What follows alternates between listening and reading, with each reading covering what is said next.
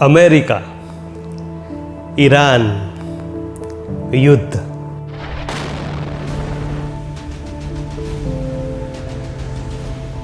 અત્યારે આ શબ્દો હેડલાઇન્સ છે.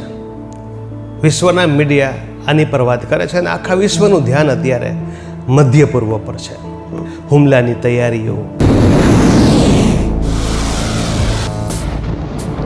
યુદ્ધ જહાજો, મિસાઇલ્સ એટેક, હુમલાઓ, રાઈટ, પ્રતિ હુમલાઓ.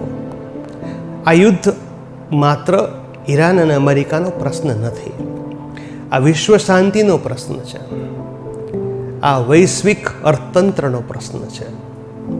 લોકો પ્રશ્ન પૂછે છે કે આપણે ત્રીજા વિશ્વયુદ્ધ તરફ તો જઈ નથી રહ્યા ને? આ સમય એ સમજણનો સમય છે. એક જૂની કહેવત છે કે ક્રાઇમ નેવર પેઝ, પણ આજે લાગતું એવું નથી લાગતું કે વોર નેવર પેઝ? આજે ઈરાન અને અમેરિકા સ્ટ્રેટ ઓફ હોર્મુઝ આ શબ્દ ઉપર લોકો થથરે છે, કારણ કે આની અસરો ભયાનક છે, ભયંકર છે. કોઈને પ્રત્યક્ષ અસર થાય છે, કોઈને પરોક્ષ અસર થાય છે, પણ થાય છે. આજે મિડલ ઇસ્ટ એટલે ઉર્જાનું કેન્દ્ર. તમે જાણો છો કે એક નાનકડી સ્ટ્રેટ ઓફ હોર્મુઝ બ્લોક થઈ વિશ્વની વ્યવસ્થાઓ હલવા માંડી, સંબંધો ઉપર અસર આવ્યા. આજે અહીં મારે ઈરાન અને અમેરિકાના યુદ્ધની વાત નથી કરવી, મારે એના પોલિટિક્સની વાત પણ નથી કરવી, મારે એના જીઓ પોલિટિક્સની વાત પણ નથી કરવી.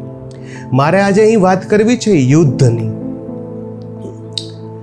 હજારો વર્ષથી માણસો યુદ્ધ લડે છે. પાષાણ યુગમાં લડતા હતા અને આજે ટેકનોલોજીનો કેટલો વિકાસ થયો છે.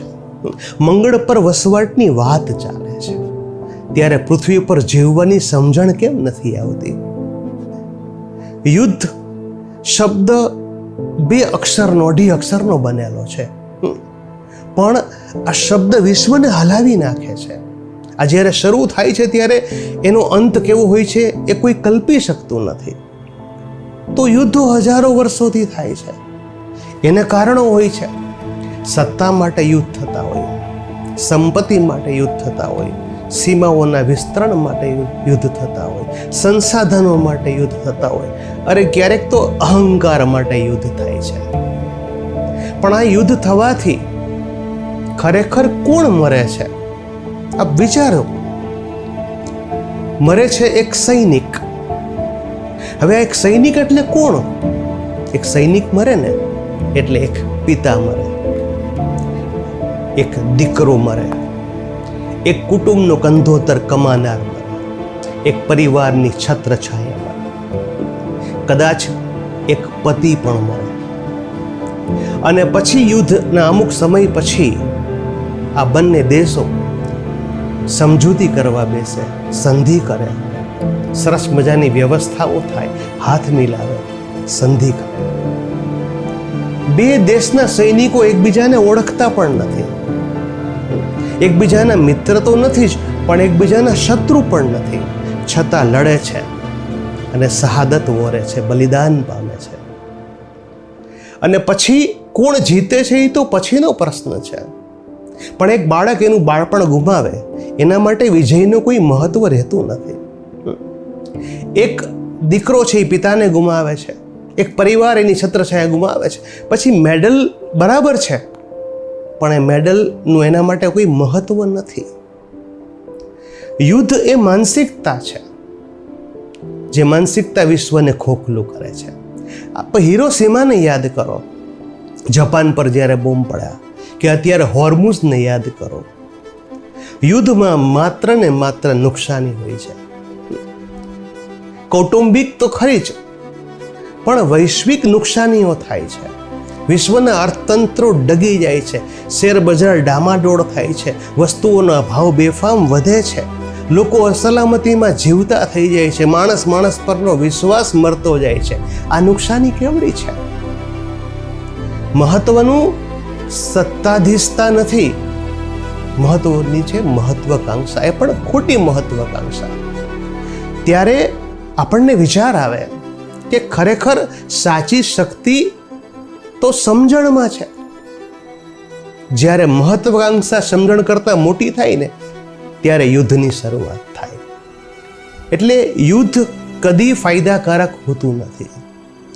જ્યારે જ્યારે આપણે યુદ્ધની વાત કરીએ ને ત્યારે આપણી સામે એવા દ્રશ્યો આવે કે જેની આપણે કલ્પના કરી શકીએ, કલ્પના પણ ન કરી શકીએ.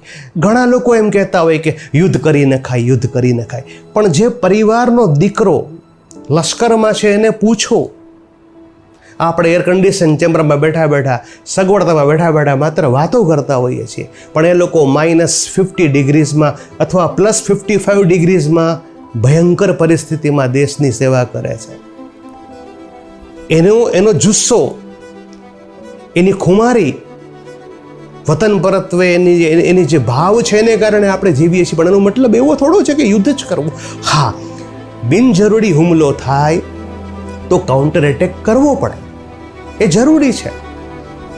પણ તમે અત્યારે જોઈ શકતા હશો કે ચોક્કસ દેશો છે એ પોતાના સાર્વભૌમત્વ માટે થઈને આ યુદ્ધો કરે છે.